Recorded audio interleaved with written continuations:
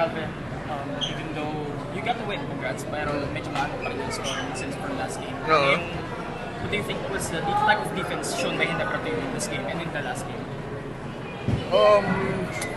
Para sa akin naman, basta manalo lang eh. Hindi naman importante na kung i-score ka ng marami, pero talo nga naman, di ba?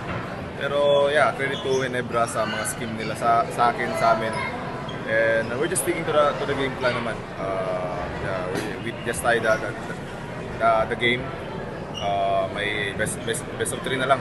So I think it will be getting exciting na. And credit to my teammates, talagang step up sila this game. And yeah, pahinga, tas bukas naman, trabaho naman.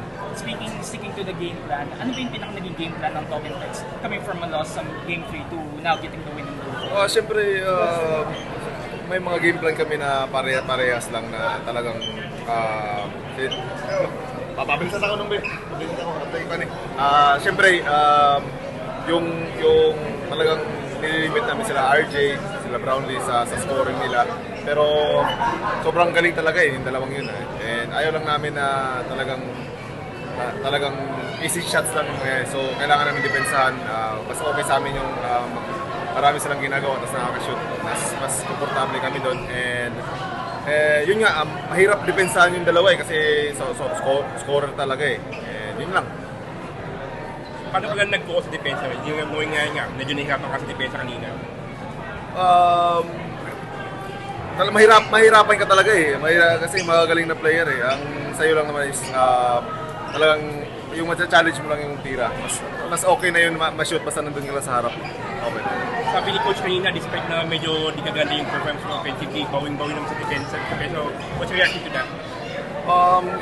Ganun talagang trabaho eh. Kung gusto mo maglaro sa loob, kailangan dumepensa. Ganun din naman eh. Calvin, last kayo na huling nanalo ngayon, best of 3 na. May edge ba pag kayo yung huling nanalo, papasok sa ng game 5? Di ko rin masabi, no comment ako dyan. Sa amin lang, we're sticking to the game plan and yeah, we're just taking one game at a time. Okay.